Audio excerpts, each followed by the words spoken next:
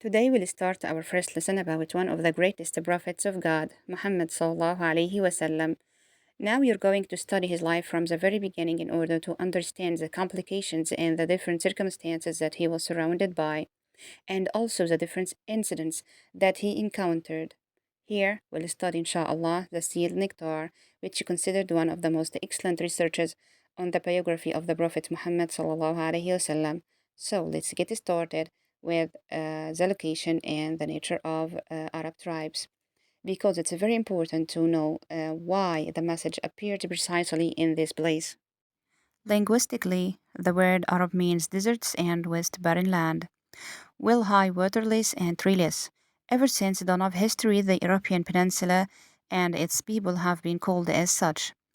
The European Peninsula is enclosed in the west by the Red Sea and Sinai, in the east by the European Gulf, in the south by the European Sea, which is an extension of the Indian Ocean, and in the north by all Syria and part of Iraq. Thanks to its geographical position, the peninsula has always maintained great importance. Considering its internal setting, it's mostly deserts and sandy places, which has rendered it inaccessible to foreigners and invaders, and allowed its people complete liberty and independence through the ages. Despite the presence of two neighboring great empires, this position made the European Peninsula the most appropriate place for the message of the Prophet Muhammad sallallahu alaihi wasallam. Its external setting, on the other hand, caused it to be the center of the old world and provided it with sea and land links with most nations at the time. Due to this strategic position, the European Peninsula had become the center for trade, culture, religion, and art. Now let's move to the Arab tribes. Arab kinfolks have been divided according to lineage into three groups. The first group, Persian Arabs, the ancient Arabs of whose history little is known, except what is mentioned in the Quran, and of whom were Ad and Thamud. The second group, pure Arabs, who originated from the progeny of Ya'rub ibn Qahtan. They were also called Qahtanian Arabs.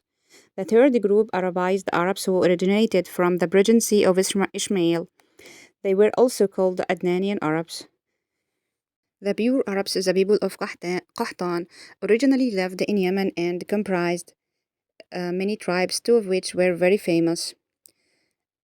Number one, Himyar, the most famous of whose septs were Zayd al-Jumhur, Qudaa, and Sakasik.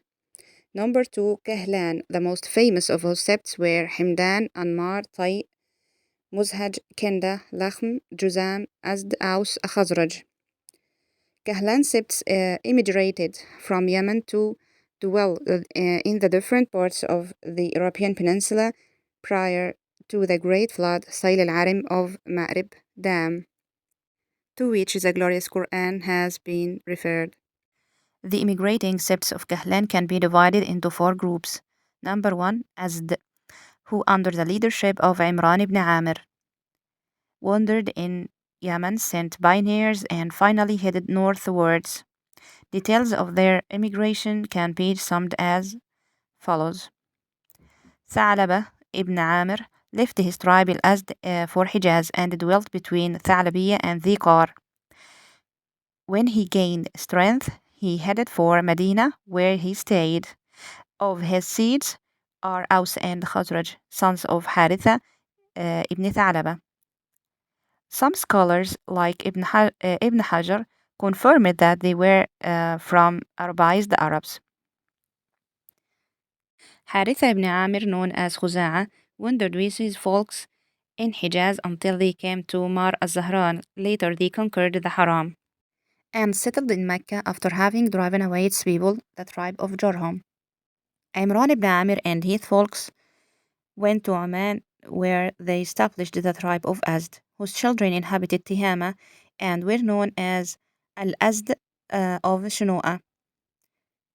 Jifna ibn Amir and his family headed for Syria, where he settled and initiated the kingdom of Ghassan, who was so named after the spring of water in Hijaz, where they stopped on their way to Syria. The second group, Lakhm and Judam, of whom was Nasir ibn Rabi'ah, father of Al-Manadhira, kings of Hira. The third group, Banu Tayy, who also immigrated northwards to settle by the so-called Aja and Salma mountains, which were consequently named as Tayy Mountains. The fourth group, Kinda, who dwelt in Bahrain but were expelled to Hadramaut and Najd, where they instituted a powerful government but not for long, for the whole tribe soon faded away.